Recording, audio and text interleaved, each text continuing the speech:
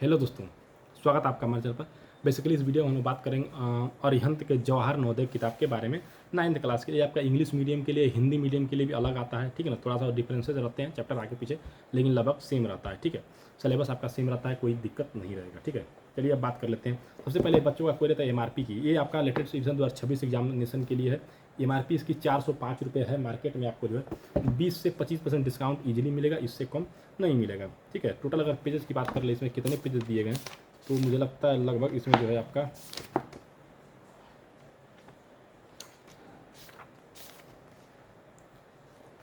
Unit wise में लगभग बांटा गया है पेजेस को। तो अलग अलग यूनिट है, तो मुझे लगता है कि 400-450 के आसपास इसमें पेजेस दिए गए होंगे, इससे कम नहीं है, ठीक है। अकॉर्डिंग टू एग्जाम पैटर्न जाएंगे हिंदी, इंग्लिश, मैथ और जनरल साइंस। 4 सब्जेक्ट है इसमें, हिंदी, इंग्लिश, मैथ और जनरल साइंस है। चैप्टर वाइज थ्योरी है, 2500 प्लस ऑब्जेक्टिव क्वेश्चन इसमें इंक्लूड किए गए। Chapter wise 8 years JNB PIQ यानी कि जवाहर नवोदय का 8 ईयर का इसमें PIQ इंक्लूड किया गया। लेटेस्ट सैंपल पेपर 2025 भी दिया गया और 3 प्रैक्टिस पेपर भी थे, OMR सीट भी दिया गया है, ठीक है। तो इस तरीके का इसका स्ट्रक्चर है। अब चलिए देख लेते हैं कि क्या क्या जो है इसमें कंटेंट इंक्लूड किया गया है और क्या स्ट्रक्चर है। यहाँ पर आप देखें इंग्लिश का जो पहले तो सालों पेपर 2025 2024, फिर आपका इंग्लिश के अंदर देख लीजिए क्या क्या चीज़ें दी गई हैं।